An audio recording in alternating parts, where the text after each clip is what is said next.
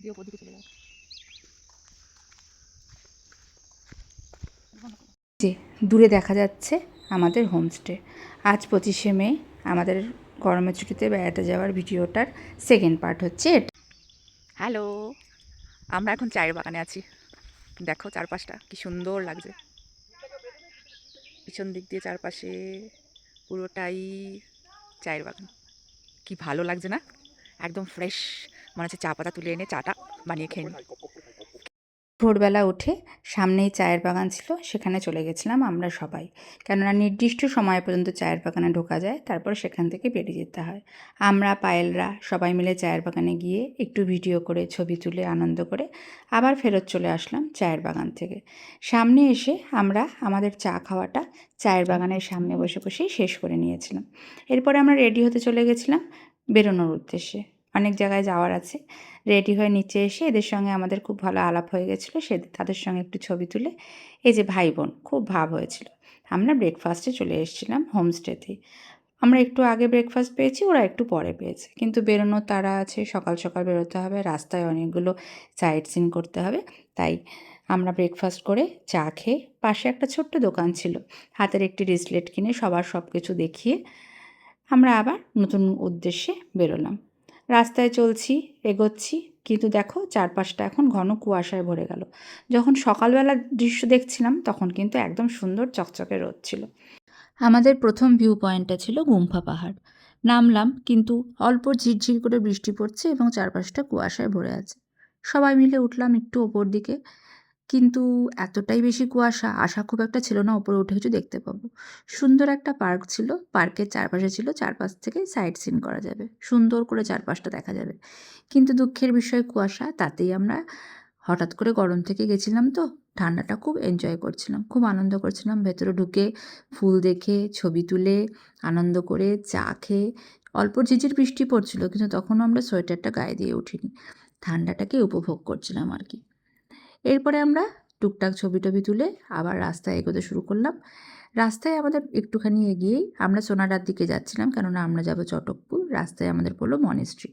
মনেস্ট্রিতে আমরা নেমে গেলাম। সেখানে কুয়াশা আরও ঘন হলো, যেন মনে হচ্ছে মেঘের খেলায় আমরা মত্ত হয়েছি, আমাদের গায়ে মেঘ এসে ধাক্কা মারছে। চললাম মনেস্ট্রির দিকে। মনেস্ট্রিতে প্রচুর কুয়াশা, একটু একটু করে সবাইকে দেখে দেখে এগোতে যাচ্ছি। তখনও আশা করিনি সামনে গিয়ে আমাদের জন্য একটা চমক অপেক্ষা করছিল। ওই যে দূরে ছেলে আসছে, ছেলেকেও না দেখালে হয়।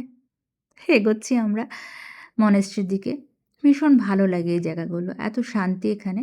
তো যেটা তোমাদেরকে বলছিলাম, আমরা বোলপুরের লোক, ওখানে গিয়ে আমাদের বোলপুরের লোকের সঙ্গে দেখা হয়ে গেছে। খুব ভালো লাগলো, সবাই মিলে একটু ছবি টবি তুলে নিলাম আনন্দ করে। ওরাও আমাদেরকে চটকপুরের সম্বন্ধে একটু বলে দিল। এবার আমরা এগোতে শুরু করলাম চটকপুরের দিকে। রাস্তা তো অসাধারণ, পুরো বোল্ডারময় রাস্তা। সোনাডা হয়ে আমরা রাস্তা একটু প্রথমে ভুল করেছিলাম, তারপরে এগোতে থাকলাম চটকপুরের রাস্তায়। একেবারে সম্পূর্ণ বোল্ডারময় রাস্তা, এবং আমরা দোল দুলুনি করতে করতে প্রায় 8 কিলোমিটার ওপরে উঠলাম। রাস্তা সম্পূর্ণ খাড়া, সামনে যদি কোনো গাড়ি চলে আসে তাহলেই মুশকিল, সাইড দেওয়ার কোনো জায়গা নেই। এগোচ্ছি, এগোতে এগোতে মাঝখানে বেশ কাদা ছিল, সেখানে আমি একটু নেমে গেছিলাম। নেমে আমার রাস্তাটা তোলার একটু শখ ছিল। চটকপুর দার্জিলিং জেলার উচ্চতায় 7,800 ফুট উচ্চতায় অবস্থিত। এখানে সেঞ্চেল বন্যপ্রাণী অভয়ারণ্য আছে, সেখানে সেটা দেখার জন্যই মেনলি আমাদের যাওয়া। এটা সম্পূর্ণ একটা অফবিট প্লেস। অফবিটে থাকার আমাদের সবার খুব শখ ছিল। তো অফবিট মানে একদম প্রচণ্ড অফবিট, এবং তার সঙ্গে চারপাশ, প্রকৃতি, ভাষাহীন আমি। তোমরা রাস্তাটা দেখতে পাচ্ছ, রাস্তাটা কেমন, খুব একটা কিছু বোঝা যাচ্ছে না, খুব স্পিডে ভিডিওটা করা হয়েছে।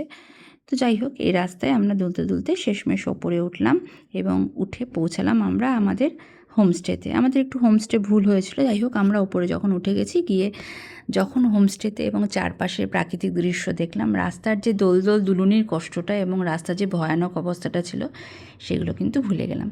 বেশ অনেকটা উঁচুতে আমাদের পূজা হোমস্টে ছিল, তোমরা গেলে সেখানে থাকতে পারো। ভীষণ ভালো লেগেছে, এবং আমার মনে হয় চটকপুরের সবথেকে সুন্দর হোমস্টে হয়তো এটাই হবে, কেননা এর চারপাশটা স্পেশালি কাঞ্চনজঙ্ঘা দেখা যাচ্ছিল, অসাধারণ।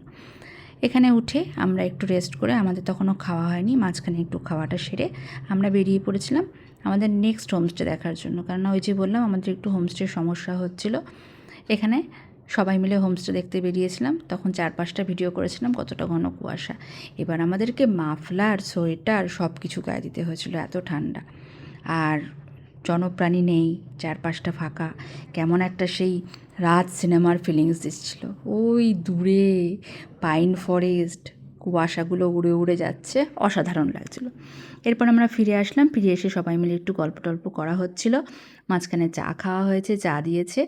কিন্তু হঠাৎ করে শুরু হয়ে গেল বৃষ্টি। আমরা অনেকক্ষণ বৃষ্টি দেখে এসে গেল মোমো। আমরা মোমো খেয়ে নিলাম সবাই মিলে ভাগ করে, এবং তারপরে এতটাই বৃষ্টি হয়েছে আর আমার ভিডিও করা হয়নি।